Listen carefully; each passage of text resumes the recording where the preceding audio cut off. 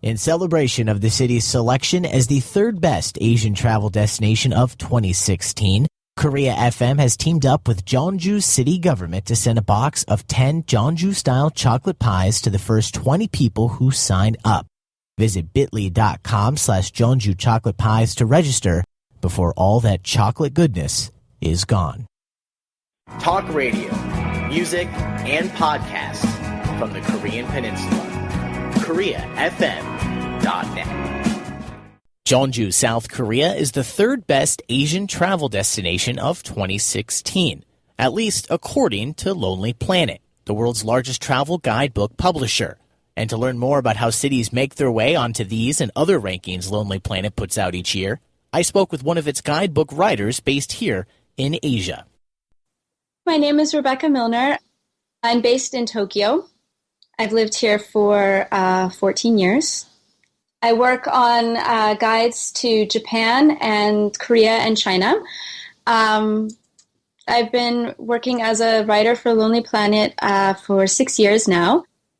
So, of course, Rebecca, we're speaking because Lonely Planet recently released what it calls its picks for, quote, where to go in Asia for the next 12 months. And Jeonju, a city here in South Korea, where I live, was selected. And we'll get into that specifically here in a moment. But first, could you just talk about how long Lonely Planet has been doing these kinds of lists and what do they look for when they're trying to figure out what to include?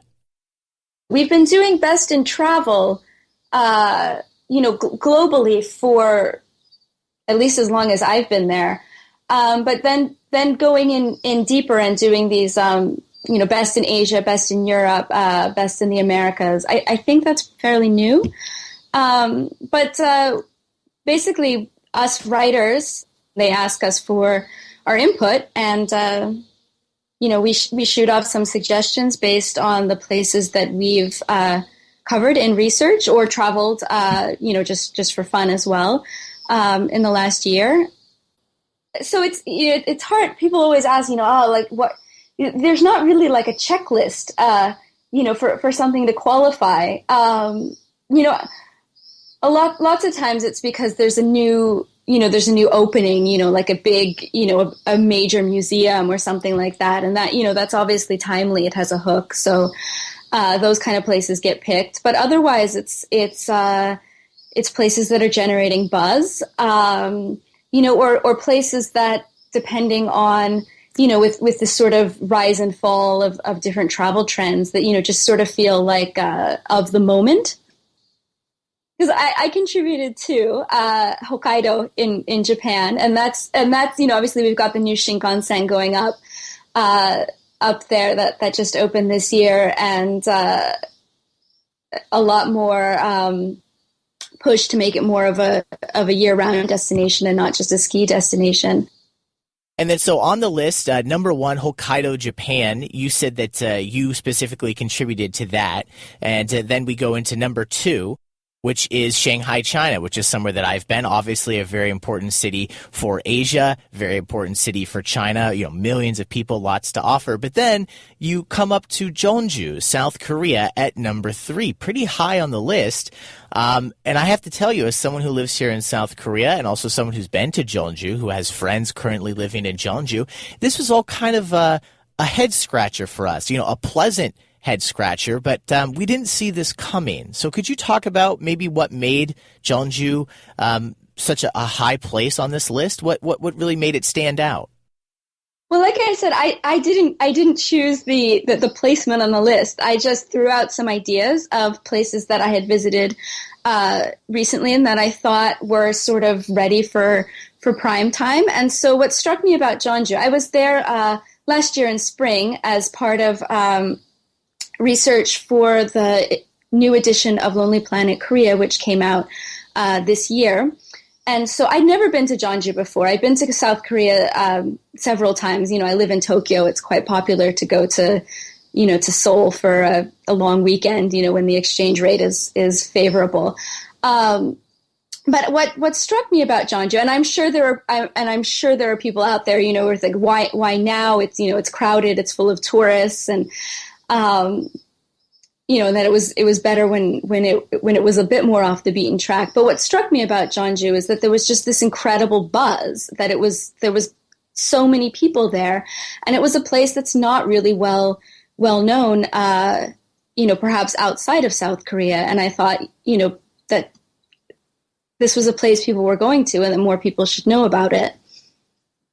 And then specifically about Jeonju, they have a film festival. They're known for a certain type of bibimbap. Was there anything specific that either that you have researched about or when you were there that you specifically enjoyed about Jeonju that people might find attractive if they're able to visit? Well, definitely the food. And as I'm sure you know, food tourism has been big in Asia it's not a trend. It's just a given, right? But in other countries, especially in the States, food tourism is really, really coming up now, and Jeonju is just a fantastic place to eat. When I told Korean friends of mine that I was going to Jeonju, like the first thing they said was like, "Oh my God, you're going to eat so well," and you do, and so I think that's really attractive.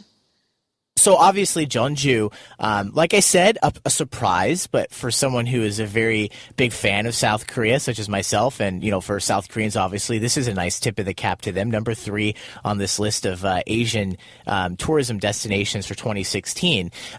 What do you think, just with your experience with Lonely Planet or, living in the region, obviously, as you mentioned, coming to South Korea from time to time and other countries, of course, in the area, where do you think this Lonely Planet list might go in the future? Is it about discovering kind of, if you will, those hidden gems as opposed to being like, yes, Tokyo is a good place to go. Everyone knows about Tokyo.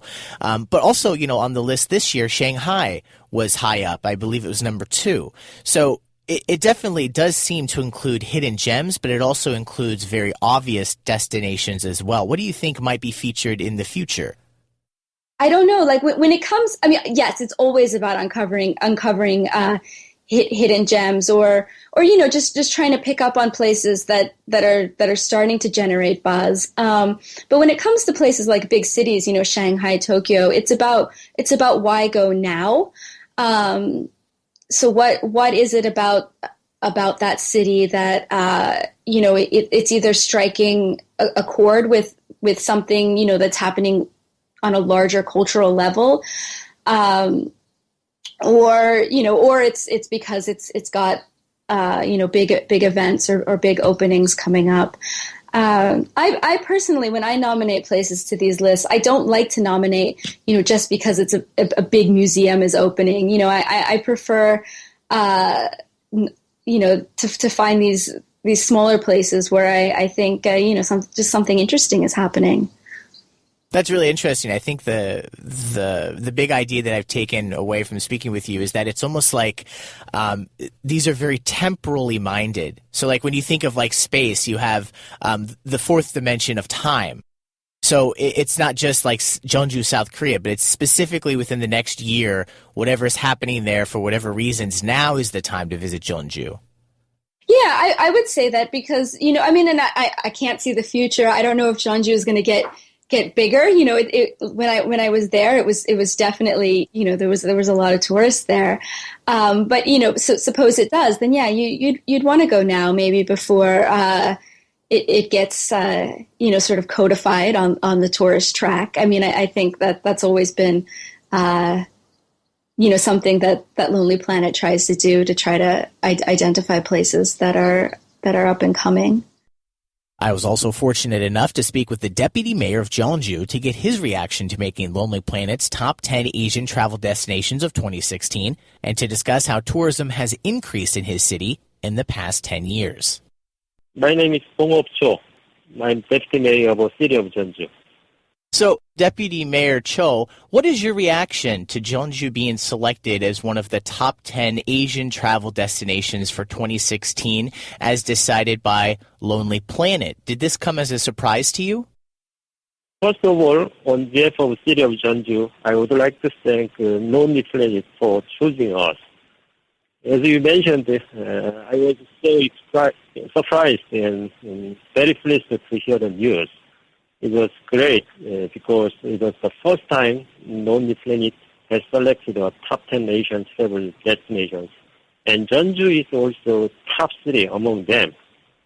Especially, it was very meaningful for us as not group tourists, but a lot of backpackers and individuals find us very attractive. And after seeing many reports covering it by the Lonely Planet and other major media, finally I could accept our recognition.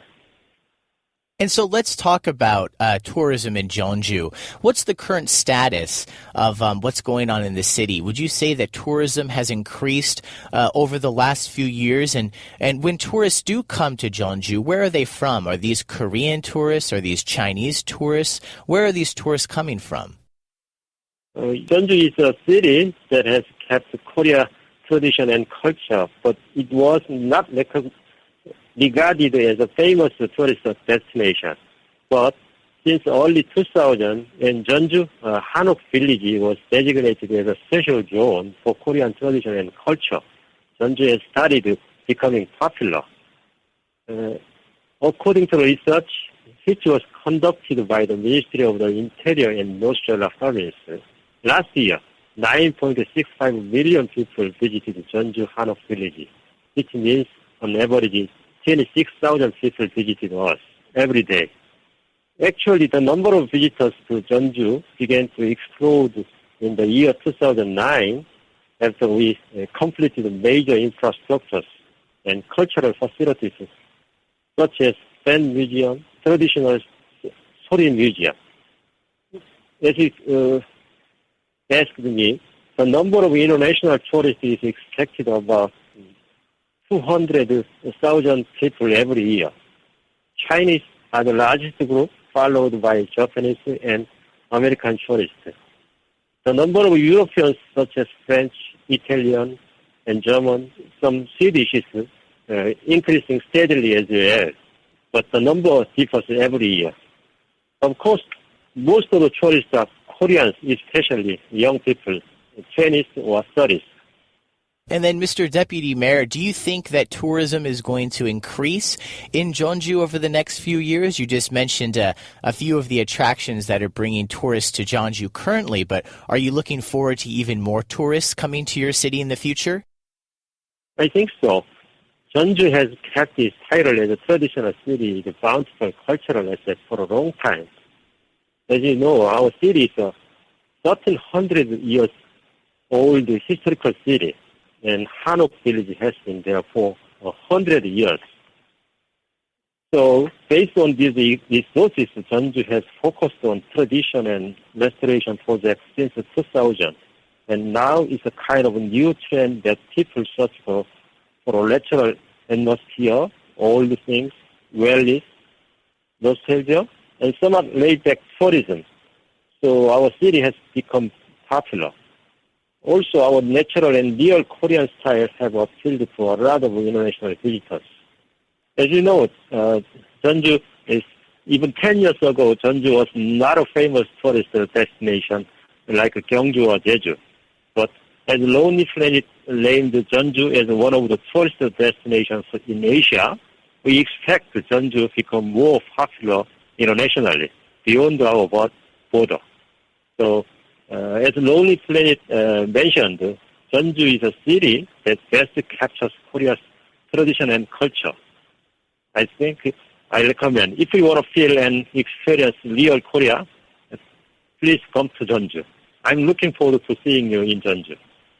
And then finally, Mr. Deputy Mayor Cho, if someone wants to come visit Jeonju, I've been to your city a few different times myself, but if I were to go with some of my friends here in Seoul, make the trip down, and they'd never been there, well, what would you recommend that we see? What are some of the favorite things that you like about your city?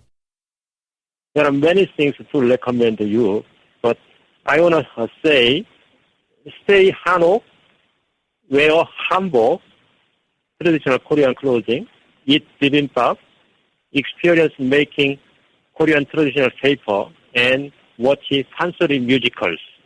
Also, there are so much delicious food in Jeonju, so it is difficult to recommend only some places. I would like to recommend tourists like this in the morning in terms of food. For breakfast, eat 콩나물국밥, which is bean sprout soup. For lunch, have bibimbap. But don't forget, you should mix rice and vegetables with chopsticks, not spoon, so that you don't crush the rice.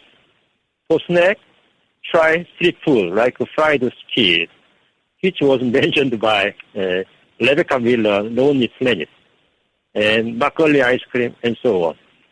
Excellent. That's right. When I visited Jeonju, I, of course, had Jeonju bibimbap. That's something that everyone should do. When you visit Jeonju, definitely go crazy when it comes to food. So, Deputy Mayor Cho, thank you so much for speaking with me. Okay, thank you for having me. I'm Chance Dorland for KoreaFM.net. Subscribe with iTunes, Audio Boom, Stitcher, or your favorite podcasting app. And if you enjoy what you hear, like us on Facebook. Also, consider throwing a little cash our way by visiting patreon.com/KoreaFM. And find more of our great content on our home on the web, KoreaFM.net.